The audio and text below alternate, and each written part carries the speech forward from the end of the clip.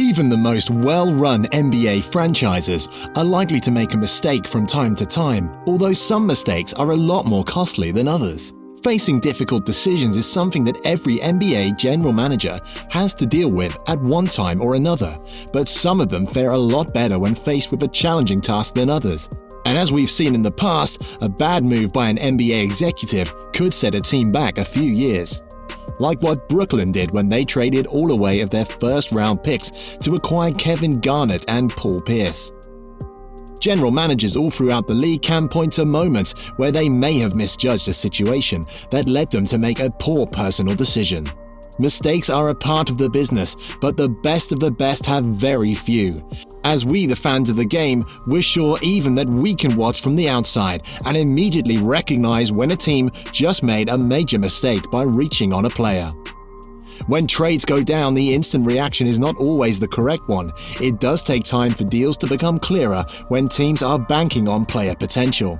Over the last several years, the league has drastically changed in ways we could not have imagined a few years ago.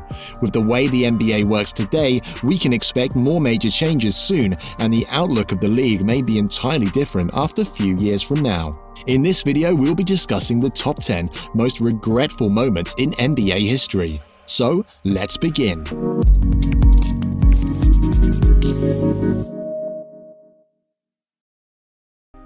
Number 10. Atlanta Hawks Luka Doncic trade. Fans in Atlanta have to be scratching their heads when they see how good Luka Doncic had been for Dallas. On draft night, the Hawks selected Doncic 3rd overall and traded him to the Dallas Mavericks for Trae Young as a 2019 first-round draft pick. Young has been good early, leading all rookies in assists up to this point, but Doncic's impact has been that of a veteran.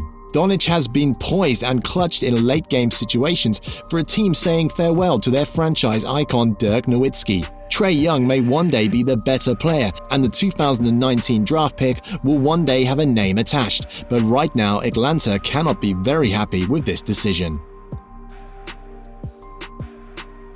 Number 9. Nuggets drafted Donovan Mitchell and then traded him. When the Denver Nuggets made a draft night trade in 2017 with the Utah Jazz, they had to really believe that Trey Lyles was a player that could really help their team. The Nuggets sent Lyles and Tyler Lydon to Utah in exchange for Donovan Mitchell. Mitchell is not having the same impact now that he did in the second half of last season, but Lyles and Lydon have not scratched the surface of where Mitchell is now. This move was a franchise changer for the Jazz, and they had a future All-Star fall in their lap after losing Gordon Hayward to Boston. Number 8. Pelicans not re-signing DeMarcus Cousins. One of the subplots of the NBA season has been the future of Anthony Davis. When an NBA superstar is headed towards unrestricted free agency, the spotlight on that player's current team gets amplified. Every loss for the Pelicans feels like one more straw leading towards Davis skipping town. One saving grace could have been selling Davis on waiting for DeMarcus Cousins to return from injury. The Warriors look like a vulnerable team this season, and the hope of a healthy Boogie seems like one of the few things holding this team together. It is hard for a franchise to replace a talent like AD, and starting all over will be tough to recover from. Number 7. Wizards extending John Wall. The Wizards had high hopes for their chances in the Eastern Conference, as did many other teams in the aftermath of LeBron's departure from Cleveland. At worst, the Wizards expected to be among the final 4 playoff teams in the conference, not in the race for a top lottery pick. Washington has max money tied to Bradley Beal and Otto Porter, and last season the team re-signed John Wall. The $170 million extension signed in 2017 has a cap hit in 2022-23, paying Wall for $46 million for that season. If the Wizards want to contend, then the team knows it will have to make drastic changes, and with Wall out with injury, this further delays the inevitable. Number 6. Rockets overpaying Chris Paul. Last season, the franchise cornerstone of the Houston Rockets, James Harden, played the best basketball of his career, winning the NBA's Most Valuable Player award. GM Daryl Morey's obsession with beating Golden State has gone on record, and it may have been a blinder this past summer. Chris Paul was not available for Game 7 of the Western Conference Finals, where the Warriors defeated the Rockets on their home floor. The Rockets re-signed CP3 this summer for 4 years, and a $160 million price tag that even surpasses that of LeBron James's $154 million deal with the Lakers. Paul has been plagued with injuries this season, and the cap number for Paul the next few years will be very steep for someone having trouble staying on the floor. Number 5. Knicks drafting Frank Ntilikina. This move was an all-around head-scratcher, and actually the entire Phil Jackson era in New York was one to forget about outside of landing Kristaps Porzingis. During his time as the GM for the Knicks, Phil was known more for not being on the job than actually doing the job. From reports of falling asleep in interviews during the draft process to his stubbornness in reaching for overseas prospects of local talents, the Zen master had a rough stint in New York. Frank Ntilikina has good defensive tools and could be a great player in your rotation, but may never be the caliber of the player to carry a franchise. Number 4. Celtics not training for Kawhi.